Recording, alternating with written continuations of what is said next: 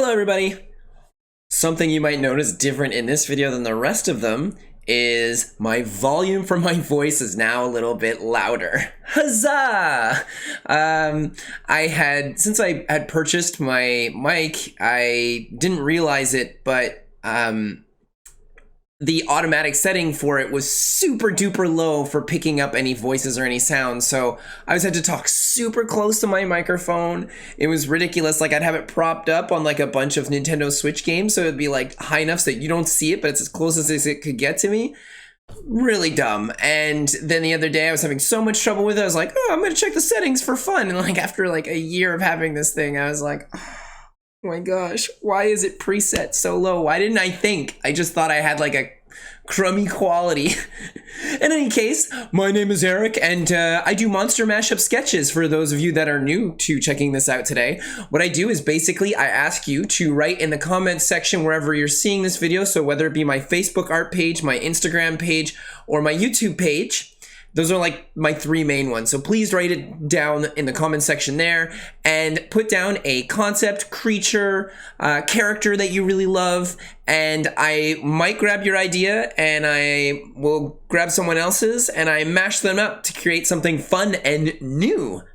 So speaking of fun and new, we're going to be doing Pokemon's Arceus. Yeah, the game just came out. So I figure, hey, let's make a sweet thick monster girl out of her.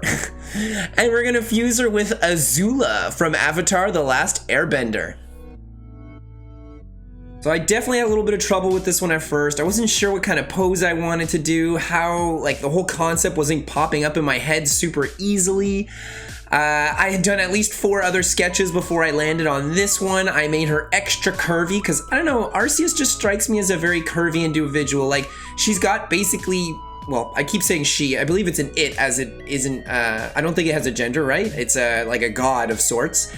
Any case, thick legs in the front, thick legs in the back. I'm gonna make this a thick individual with 2 C's, of course. It's beautiful, super curvy, hourglass shape, and I'm going to have her floating out in space. Why not?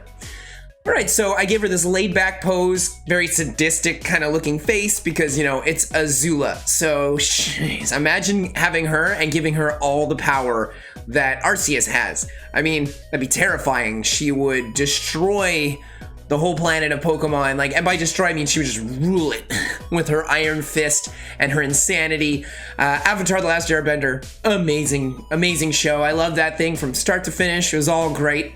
As for Pokemon, well, I've always been a massive Pokemon fan. I haven't actually played Arceus as of the timestamp on this video, so haven't played it yet, don't have the time. I do plan on getting it, and I do plan on playing the heck out of it. I actually have a shiny baby Routes that I had bred in an older Pokemon game with perfect stats that I wanted to start off in a game that would be an open world Pokemon game. And I've actually been holding on to this little Routes for over 10 years now, waiting for something like this. So I'm really excited about it.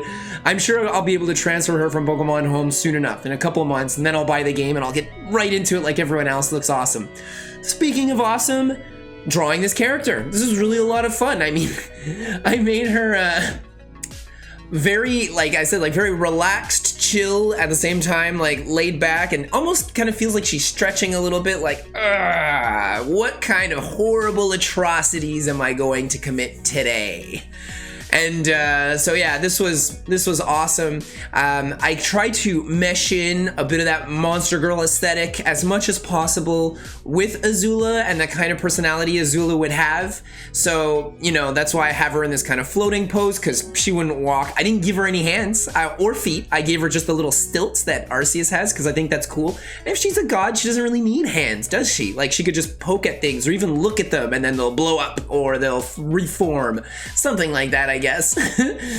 Obviously she has to have that tail that Arceus has. I think that's cute. For a little while I was contemplating maybe putting like the spikes that Arceus has like on its legs or on like her shoulders and her legs, but then I thought, no, I'm not gonna do that.